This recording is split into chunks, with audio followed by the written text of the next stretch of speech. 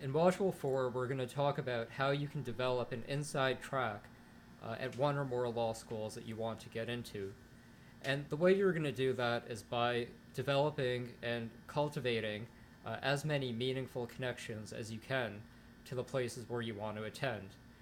Now, I remember one of the more memorable parts of going through the law school admissions process came in the winter after I had spent the fall applying to different law schools. And I remember very soon after had gotten in, I received an email from a professor on the Harvard Law School faculty. And the I remember the first line of the email was, "The shoe's on the other foot now. I'd like to recruit you to come to Harvard Law School over my friend and colleague." And then he named a professor at Yale Law School who he knew I knew and wanted to work with. Now, the reason that happened is because some time before I had applied, I had reached out to this professor to see if I could work with him as a research assistant or on one of his projects. And I knew about him and wanted to work with him because he had spent some time in Iraq and he was an expert on different Middle East issues, which tracked very closely to some of the work I had done in other capacities and with a lot of my academic work. Now, um, I remember we weren't quite able to work something out, and he never had offered me sort of an opportunity to work with him at the time, but he remembered that nevertheless. And also I had mentioned in my Harvard application my interest in working with this professor. Um, so that's what led to that. Now, what I had done here with that professor, I had done at each of the four schools that I had applied to in different ways, and I'll talk about that more. But what ended up happening was that I got this email from Harvard, and then very soon after that, I got an email from the dean at Columbia, also trying to recruit me. And the way Columbia did it, they offered me a full merit-based scholarship. And in explaining why I got the scholarship, they noted very specifically the reasons why I should come to Columbia, and they noted, almost verbatim what I had written in my application. And the dean even said, "You explained so well in your personal statement why you wanted to come to Columbia. We really want to make sure you come." So, what's going on here and why I talk about this is to illustrate a reality that when you're on the outside and you're trying to apply to these schools and you're trying to figure out what you can do, um, it can feel like you're just kind of begging and clawing your way in the door, and that these law schools have this whole abundance of people who they want to who are trying to get in, and they have all the power. But the reality is that it's actually not true. That if you think about it, the sort of the competition is actually going both ways. Yes, a lot of people want to go to these top schools, as you can see by the acceptance rates and the high bar you have to meet. But the reverse is also true, that there actually is a small echelon of students who all the law schools really want, and they want not only to let them in, but also make sure that they actually come. And the reasons for that, there are many. I mean, one is that every time they admit someone, whether or not they can actually get that person to enroll in the school has bearing on their prestige as a law school. But then obviously they want you as a student and then as an alum. I mean, they're really making, from the moment that they make a decision to admit you, they're really making a gamble, or making an investment in you. So the question is, how can you become one of these applicants who the law schools are fighting to get? Now, we've talked in the earlier modules about your academic performance and also becoming the best in a certain niche, but a really valuable way to do this, and I think in a severely underappreciated way, uh, is to show the law schools that you really have a special connection to their school, that you have really well thought reasons to go there, and that other people in their community who they value can vouch for you, vouch for your interest, and advocate for you. Now, um, I think the the ultimate goal here would be to get a letter of recommendation from someone who's really going to carry weight uh, with the dean or of admissions or whoever's reading your application, and who can really make an argument for why you would be the right fit at that particular school. And so what I want you to do is before you start to think about the tactical things, this is a time before you start to plot out strategies for how to get an inside track at different schools, is to start to make hard decisions on where you want to focus. So in module one, you already have your top school. Then you have a second category of places where uh, you'd be happy to accept an offer, and then you have a third group of schools where it's more iffy whether or not you'd go compared to other choices. And then in module two, you went through all the things you already sort of thought through and made a list of all the things you can do to really bolster your academic profile. This was the LSAT, the GPA, and also your other intellectual profile. And then in the third module, you thought about how to really become the best in some niche, either by competing in a hierarchical competition or by creating your own area. And what each of these three modules should have, the question it should have prompted, the the dilemma it should have underscored to you is that there's a lot that has to be done here, and you have to do it with a limited amount of time, a limited amount of resources, and a limited amount of willpower. So, one of the things that you need to begin to think about here is that, um, how much are you willing to put into having a 4.0 GPA and a 180 LSAT and an amazing intellectual profile and also other activities. And what are you willing to put in, first of all, and then what are you sort of realistically capable of achieving? And this will be important because as you begin to develop a sense of what your LSAT score is going to be, what your GPA is going to be, and then what the broader aspects of your academic and intellectual and extracurricular activities looks like, you're going to begin to get a sense of roughly how competitive you are at each of your schools. And as you figure out how competitive you'll be, you'll have to gauge with some degree of, you'll have to make a guess of what your likelihood of getting in is as things stand.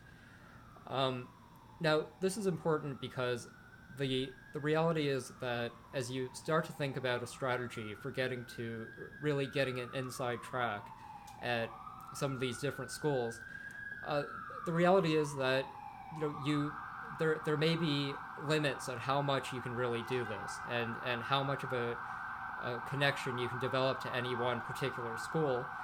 And even if you are successful at creating opportunities and inroads at a lot of different schools, you're realistically really only going to be able to invest in one or two of these opportunities. So you have to begin to think strategically about where you really want to put your chips, to use a gambling example. Where do you really want to go all in?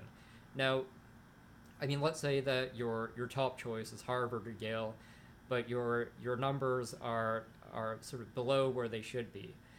Now, you absolutely can bolster your chances of getting into these schools by really forging strong connections to these places. Um, but the reality is that you're still taking a gamble, because even if you have a lot of connections at a certain school, there's a pretty high bar you have to meet if your academic and other connections are not up to par. Um, but if your scores are kind of within the range of a certain school, but you're still looking at your chance of getting in are iffy, but you do really develop a lot of ties and connections to that school, that absolutely will be enough to make your odds go from, say, 40 or 50% to upwards of 80, 90% and higher. Um, Now, so what I want you to do is sort of stop right here, and now that you've heard this, take a look again at your law school list, take a look at your academic profile, and then take a look at your the niche that you're competing in, and do some research on each of these different schools, and try to figure out with just make an estimate of what you think the likelihood is that you'll get into each of these different schools. Um, okay, so now that you've done that, you should have some sense of what your odds are, what your likelihood is of getting in. Now, what I want you to do is think about you think about your interests, think about the different extracurriculars that you might want to do, and start to brainstorm all the different ways that you could conceivably build relationships with a certain school. So I'll give you. I know this sounds vague, so I'll give you some concrete ideas. Um, One thing that I know. Well, let me first of all take an extreme example, which will be someone from actually who was in my law school class. So this guy he went to Yale as an undergrad. Um, he was married to another Yale classmate. Throughout his time at Yale, he was very involved with the school in a number of different capacities. After graduating from Yale, he worked for a number of high profile Yale alumni in a variety of different areas. Then he ended up getting a job at Yale in the administration. And during that time that he was working in the Yale administration, he got to know, he was obviously working closely um, with the president of Yale, very closely, and being in that position allowed him to get to know a lot of different people in the Yale Law School administration and faculty. So, I don't know what his LSAT and GPA was. I mean, I just have no idea. But the point is that his ties to the school were so strong that you can imagine who his letters of reference were coming from, and I think it's fair to say that he had an inside track and a presumption of getting in a way that other people didn't. Now, I mean, that would be an extreme example, but a lot of people develop other strategies to try to get in. I think a very common one is to be a research assistant to someone on the faculty. Or in fact, not even a research assistant. Sometimes you can even be a collaborator.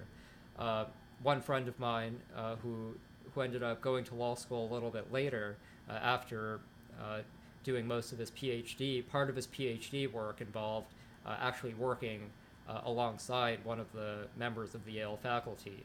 And obviously, he was able to get a solid letter of recommendation. Um, another friend of mine, while she was an undergrad at Harvard, actually interned with the Harvard Law Review, um, and so obviously it wasn't hard for her to make a case that she had something to contribute to Harvard, and the admissions committee could sort of admit her with the knowledge that she was probably the kind of person who was interested in being on Harvard Law Review. Um, Now, another way to do this would be to think about, even if you're not at the law school per se, think about the broader university. Think about different programs, different initiatives, different ventures, different unique programs that they have, and think about how you might be able to get involved with them. There are a lot of ways you could do this. You could do it by forging a collaboration or connection somehow with the school or with other student leaders there.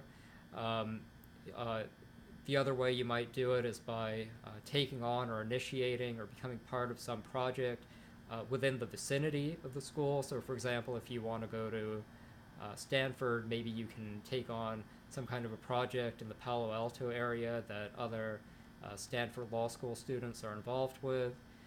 Um, Another really great way to do this would be to link up and connect with alumni from that school. Um, and obviously a letter of reference coming from an alum of the school, especially one who's either prominent and well known or just very involved with the school, maybe in the alumni association or whatever, um, could have a lot of benefits. Um, One strategy that I think is worth throwing out there, and a lot of people do this, is you can, if you're an undergrad, you can actually transfer there, and finish out your third and fourth years of college at that school, which will obviously put you in proximity to the school. Um, Another way to do this might be that if you want to go to the law school there, but you may you may not have quite the qualifications, maybe you can enroll in a graduate program there and do that for a year or two, and then use the time in graduate school to get to know the law school. There are a lot of decisions here that you have to weigh, and obviously, um, as you're beginning to sense, you have to start to make a decision about how much you really care about this. Um, so what I want you to do is, I guess the takeaway point here, though, is that if this seems overwhelming, it doesn't have to be. That, as I showed you with the example of the Harvard Law School professor, even making an attempt, that doesn't bear fruit, that doesn't go anywhere, is can very much pay dividends. And so what I want you to do is begin to brainstorm, just come up with a lot of different ideas on how, first of all, where you want to focus your attention, and then how you might start to build inroads with these schools. And in one way to do that, the easier, you're going to have an easier time doing this if you've really gone through modules 1 through 3, paid a lot of attention, done a lot of the work, and really come up with areas of concentration and focus, really understanding what you bring to the table. So think about that. Pick one or two schools that you want to focus on. Come up with some ideas on how you can build inroads, and then make a decision. Which ones do you really want to double down and focus on, and put a lot of effort into this. The final thing I'll say here is when you're doing something like this, you're gonna have to toughen up a little bit and realize that you're gonna deal with a lot of rejection, a lot of discouragement. You're gonna send a lot of emails that get ignored. You're going to sort of reach out to people who are just going to say they're not interested. People are going to say your idea doesn't make sense. If you're getting into thinking about transferring to a school, or spending the summer maybe, or whatever in another city, people are going to question or criticize that decision. This is going to be tough in a lot of different ways, and one of the reasons why this is such a powerful thing to do is not only the end result, which is obviously, some kind of obvious thing on your resume and in your application that demonstrates interest, but also, navigating this process and making this project happen, creating these opportunities, is going to teach you a lot about the process generally. So go through this and let me know if you have any questions.